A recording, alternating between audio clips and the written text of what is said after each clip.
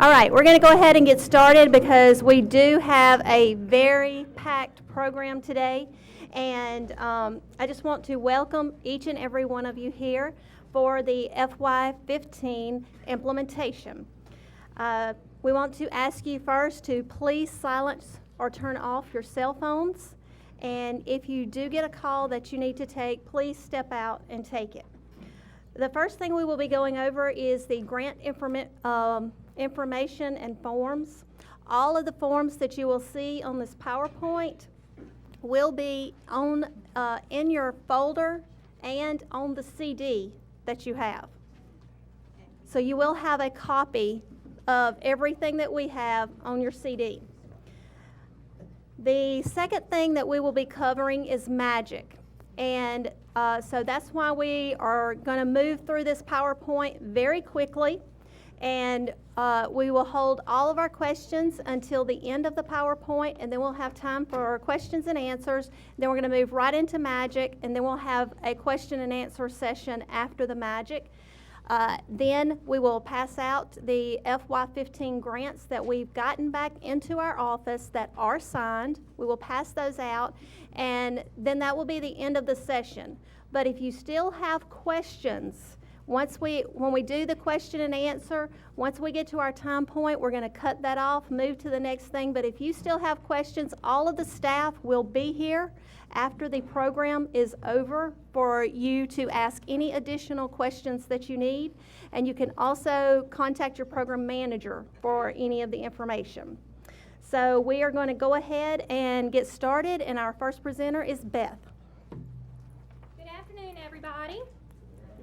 I am Beth, and I'm going to go over a little bit about MAP 21 and a little bit of our funding, some of the highlights for the planning calendar, our project director's guide, and a little bit about the HSP. The first thing we're going to go over is, you'll see on the slide that we have 3 different funding sources that we will have for FY15. If you'll notice, a lot of these numbers are on your grant agreements. They are the 402, the 405, and the 154. The 402 funds will actually fund a lot of our youth programs, motorcycle, things like that, occupant protection, police traffic services. The 405 covers occupant protection, traffic records, and traffic records and impaired driving, which includes the drugs on the 405D. So if you have a 405D grant, you can work with the drugs and impaired drivers. The 154 is open container, and that's for straight alcohol specifically. And just like every... Okie dokie. Okay, and just like last year... Okay. And the 154 is the open container, and that is the alcohol funds. But just like last year, if you're a continuation grant, everything is about data and performance. With MAP 21, that's just the way it is. With MAP 21, it's not going anywhere, so we're going to continue to have performance and data as being a major part of the grants for next year. A little bit about the Highway Safety Fund, the plan. We do this every year. It's a state requirement. Every state has to submit a plan. Just like you have to submit an application into our office, we have to submit, we have to submit an application to the federal government. Last year or this year, our plan was about 700 pages, and it had a lot of the same elements that yours had: problem identification, data, things like that. Some of the highlights for this year in our highway safety plan: we have 150 projects that we have funded or budgeted for. We do have some special interest projects that you will find out a little bit later in the year. We've got some really good pilot ideas for the upcoming year. And this year we have budgeted over $22 million, which is a little bit more than last year. We only budgeted for $16 million last year. So we do have a really aggressive plan. We have some really good ideas that we're working on for 16 and 15. And like I said, we are already planning for 16. So if you have thoughts, ideas, project ideas, let your program managers know, let somebody within our management, let myself know, and we'll see what we can do about adding those into our future planning. This is a copy of our planning calendar. You do have one of these in your packets. It gives a lot of just kind of dates for the upcoming things like implementation, your closeouts, projects, whenever they're due. So take a look at that, put that up somewhere where it's really easy to look at. Your program managers, if the dates happen to change, they'll be happy to get you those dates. And we also will have a website coming up in October, and Robert's going to talk a little bit more about that, and those dates will be, if they happen to change, they'll be added onto there. If you are a continuation grant, the project director's guide, if you'll remember, was really short, didn't have a lot of information in it. This year we completely revised it. It has a lot of information. It's really long, gives you information all the way from the start of the grant all the way to the end. And these are some of the highlights that are in that project director's guide. It's in your packet, so everything is included on here. But something I really want to point out to you is it does have all of our MOHS contact information, but it also this year has information for our TSRP, our new JOL, and it also has information about our PI&E partners. So if you've got a project coming up and you need some help in your community service, that contact information is there as well. And I'm going to turn it over to Miss Alicia, and she's going to talk with you about finance. Good afternoon. My name is Alicia Lynn. I am the Finance Director for the Office of Highway Safety. Okay. First thing we want to talk about is financial management. Our sub-grant project manager is responsible for project financial management. Always get to know your project manager. Learn their name, their contact information. Always, if you're mailing something in, send it to them with their name on it. And always, my motto is always ask questions. If you have a question, please call your project manager. That's what they're for.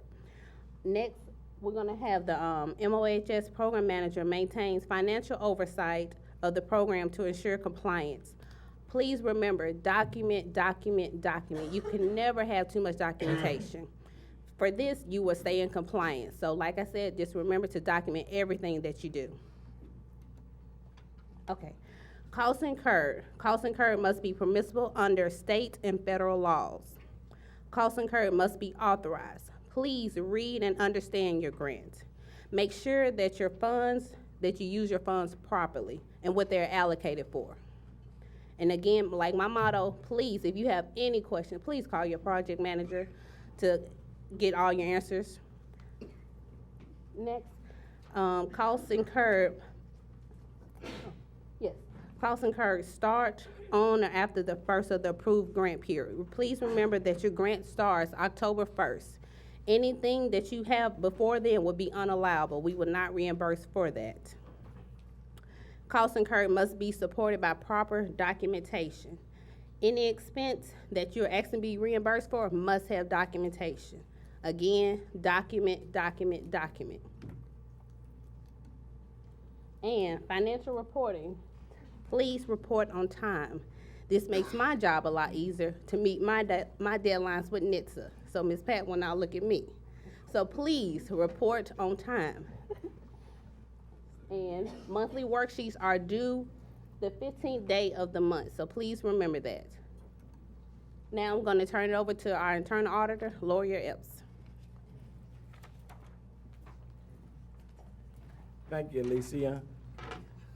Fraud, ethics. You know what this is all about. We had a class earlier today. I didn't see many of your faces. But again, as you see in the presentation, we want to look at fraud, we want to look at the risk assessment and compliance. Under the risk fraud factors here, we're looking at management and internal controls. Under internal controls, there are three more common contributing factors. What do you think they are? Lack of communication, lack of training, and what? Lack of supervision. Why is that important? Because without the proper oversight, things begin to happen. The way you practice is the way you perform.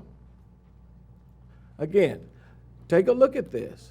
That lack of communication, lack of training, and lack of supervisor oversight. What are some schemes associated with a STEP grant? Well, some officers, sometimes we get caught up falsifying log sheets, tickets, misuse of administrative time, we say that doesn't happen? Because I know it doesn't happen with you. It's the other ones that does that. But historical data will show if you do not have the proper oversight, the proper management, then these type of activities will abound in your organization. Please pay attention. How to prevent fraud? Well, let's take a look at it. Training. How many of you train on a regular basis? Don't raise your hand. Don't raise your hand. Training is the element of being victorious. It's the element of winning, being the great team that you want to be. But we continue to fall into the process of everybody wants to be a winner, but nobody wants to come to practice. No one wants to come to practice. Practice, practice.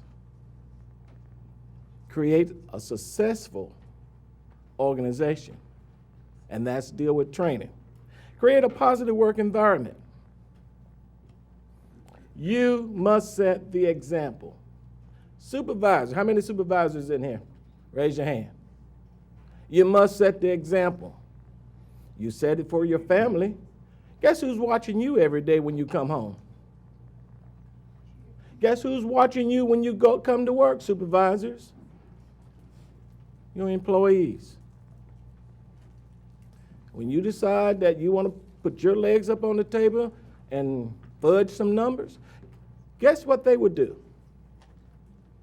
Well, in the Office of Highway Safety, they say I look too much, and I will be looking at records. I've been doing this a long time, so I know the elements. Audit your system. Don't wait for people like me to come or the program managers. Supervisor, audit your system. Build that system. Build it into your process.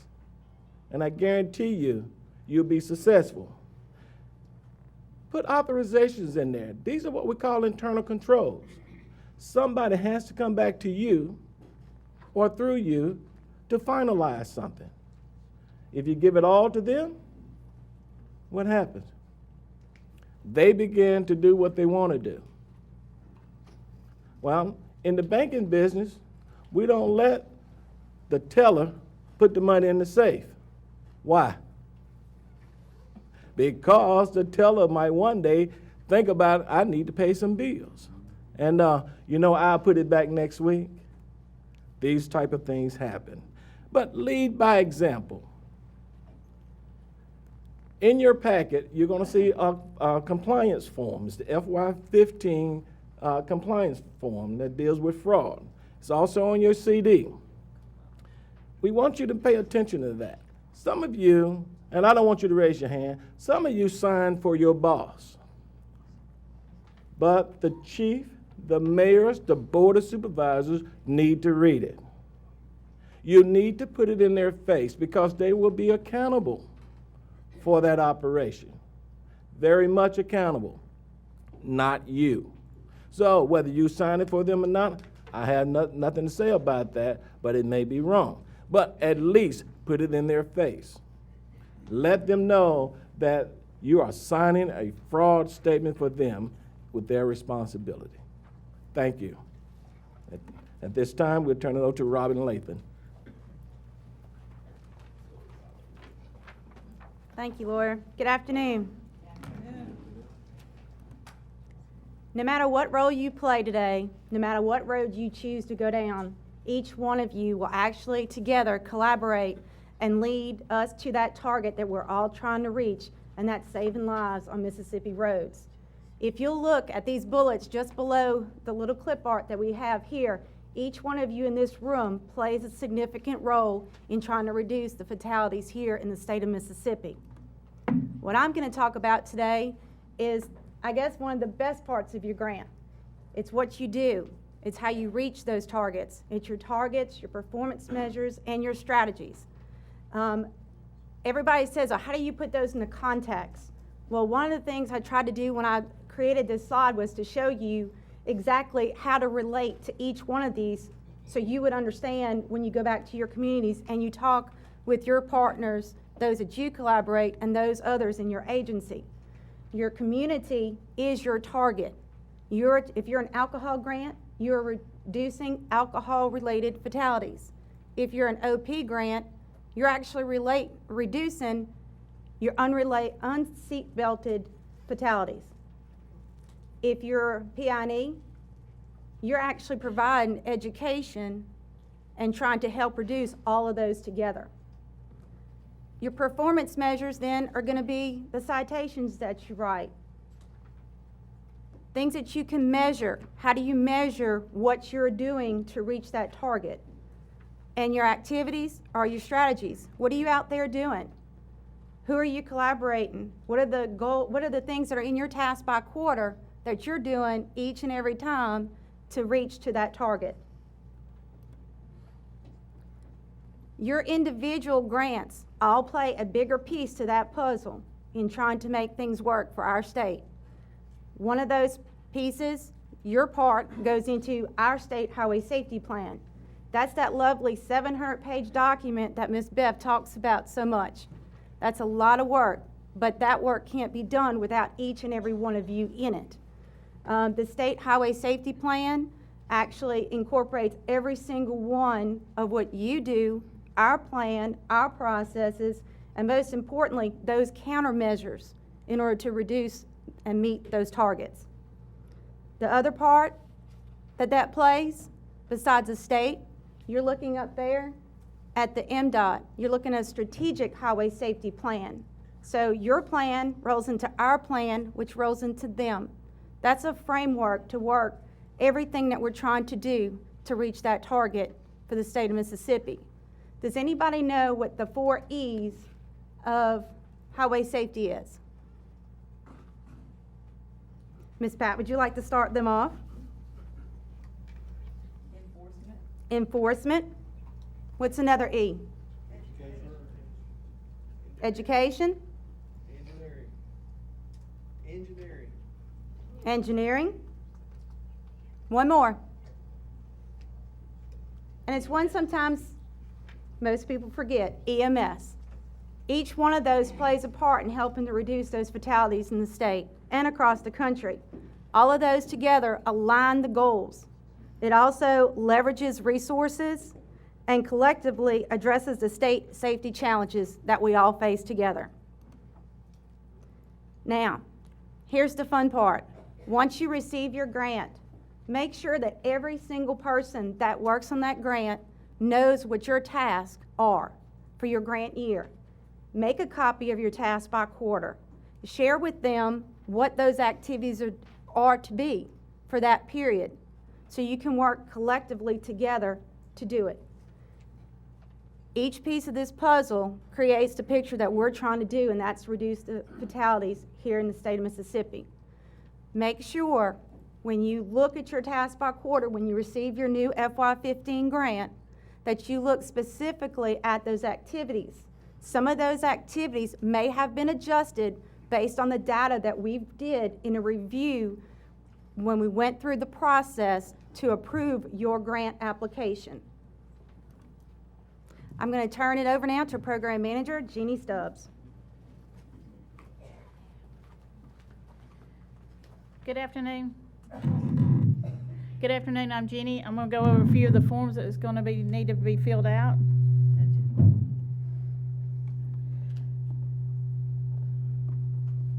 The first one is a monthly breakdown expenditure form.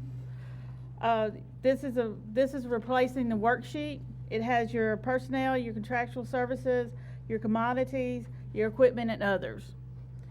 It also has the amount of your budget, your current and your cumulative cost to date.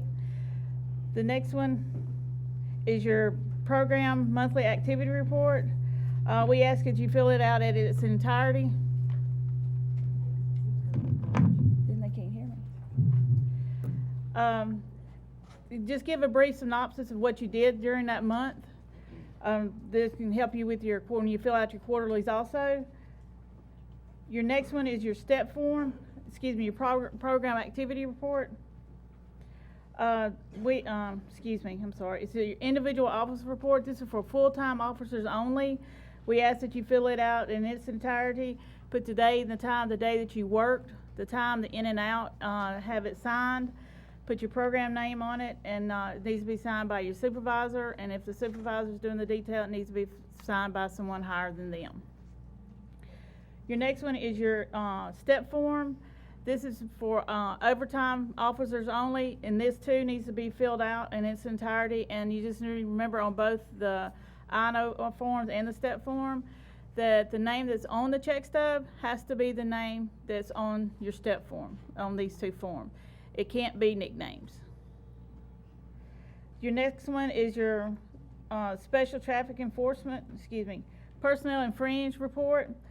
This is a personnel and fringe benefit form. It's changed this year to include more information. Some of the critical information that was added was the rate of pay. Whatever you pay, if you do 2 digits, 3 digits behind the decimal, we need to know the exact number, how many digits, how many numbers behind the digit. The next one is your monthly activity report. This is for grant staff and P&I&E. It too needs to be filled out in its entirety, needs to be signed off on by the person that's doing the report and their supervisor. Your next one is your time record. This goes with your monthly report, your activity report. This is a PARS report, and it's filled out by anyone with split funding, such as if you get paid out of 154, 40% out of 154, and 60 out of 402, it needs to be show what goes where. Your next one is your monthly federal enforcement activity form. This needs to be filled out every month. It's really important that this keeps up with your numbers. It'll bring up with your citations. This is for the grant funded only. We ask that you have each month, when you send it in each month, and the previous months be on there, and it needs to be signed also. This is your travel reimbursement forms. You have a front and a back. Needs to be filled out in its entirety, and you have to submit itemized receipts, and you would need to ask for approval 2 weeks prior to travel. This is your equipment inventory control form. You ask that each piece of equipment is purchased with the grant funding. You would need to ask for approval. If anything over $5,000, it has to be approved through NHTSA per our office. And now I'm going to turn it over to Ms. Agnes Willis. Thank you. Good afternoon. Okay, I'm Agnes, as she said, and I'll be explaining the quarterly reports and monitoring. Now, quarterly reports. First of all, who is to do a quarterly report? Everybody is exactly right. Everyone should do a quarterly report. Now, this report is due the 15th day following the quarter. So, for example, if it's October, November, and December, your quarterly report would be due January the 15th, okay? And then the second quarter, your quarterly report would be due April 15th, and July 15th for your third quarter, and October 15th for your fourth quarter. So who should do a quarterly report? Okay, and you know when they're due, right? Thank you. Okay, what are you to submit with your quarterly report? First of all, your quarterly report is your time to shine. It's your time to tell us what you've done for that quarter. You are to provide detailed description of all activities that took place that quarter. You are to supply newspaper clipping, any type of media that you may have done. And if you ordered information from the warehouse, you tell us what you ordered, where did you go to for those activities, and how many people did you reach during that time. And if you did any travel or training during this period, then you would also include that too. And if there was for some reason that you did not complete a task, you would tell us in detail why didn't you complete that task, and if you will complete that task later on. But always remember, For an example, if you were reimbursed $10,000 for the first quarter, you should ask yourself, have I highlighted enough information to say that I was reimbursed $10,000? So the thing is justification, justification, justification. Okay, now the question is, why should we submit this quarterly report? First of all, we need to make sure that you are on target in meeting your task. And second, for review during our NHTSA review. And you look at this as a quarterly report. And how do you complete this form? First of all, you complete it in its entirety. You would pay close attention to your task by quarters, and you would answer whatever you are to do that task. If you say you went to a MAUSA meeting, don't just say, yes, I went to a MAUSA meeting, but you tell us who attended that MAUSA meeting, what period that you attended that MAUSA meeting. Or if you ordered something from our warehouse, you say what you ordered, how many pieces you ordered, and what you used those pieces for, and so on. So the best way to complete this task by quarter is to pay, this quarterly report is to pay close attention to your task by quarter. Now this form is for law enforcement only. This form is similar to the one that Jenny had explained earlier, but this form is you are to report all of your activities, grant funded and non-grant funded. And this quarterly report is very important, and should it be filled out in its entirety, this document is frequently reviewed by our NHTSA person when they come in for a monitoring visit. Now, if there's enough justification for funding the expenses, then they may not have to look farther, but more than likely, they will review the whole file. And when completing this report, if you look at your first quarter, October, November, December, when you send in January, then October, November, and December need to be completed. And when you send in for your second quarter, you will still have October, November, December, plus the other 3 months to have those all completed. Okay? Now we'll talk about monitoring. Now, why should we monitor? Well, first of all, we monitor to ensure that state and federal programs are financially in compliance and to detect and identify any issues. For FY15 on-site monitor, these are our criteria for this period, and you can review them here. If your grant is under $100,000, then we will monitor you periodically. Couldn't say that very well. Now, if you are over $100,000, then once a year, someone will come out and monitor your program. Now, if you have a conditional grant, then you will be monitored once a year or as needed. Now, during that monitoring report, the program manager would like to see the following things. Now, you see the list of them here, but I'm just going to name a few. They want to see a request for reimbursement. They want to see equipment purchase. They want to see your timesheets and your dispatch logs and grant funding citation and travel documentation. So it's very good. You need to document, keep everything on file so that when your program manager comes to monitor, you already have it ready for them. Now I'll turn it over to Ms. Gaylor.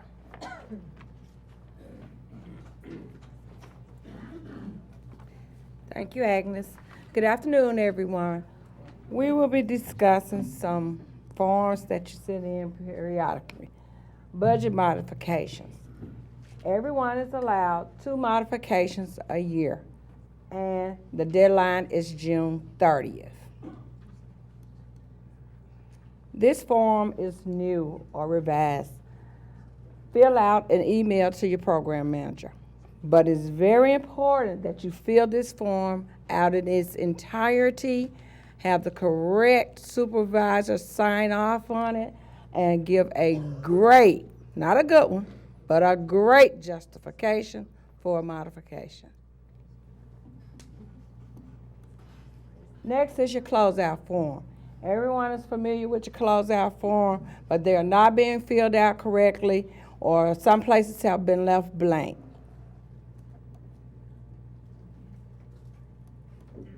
Section D is one of the sections that most people send in blank. This information can be obtained from your final worksheet. And your final worksheet can be mailed in, this form can be mailed in with your final worksheet for reimbursement. Again, we would like the correct supervisors to sign off on this form. Otherwise, it's not any good. We have to have those signatures. Subgrantee year-end progress report. This is new. If you keep great quarterly reports, this form will be very easy to fill out because it is a summary of your 4 quarterly reports. This information must be sent in at the end of the grant. This is required by NHTSA. So it is very important that each agency submit this form. Now we will have Ms. Stamp.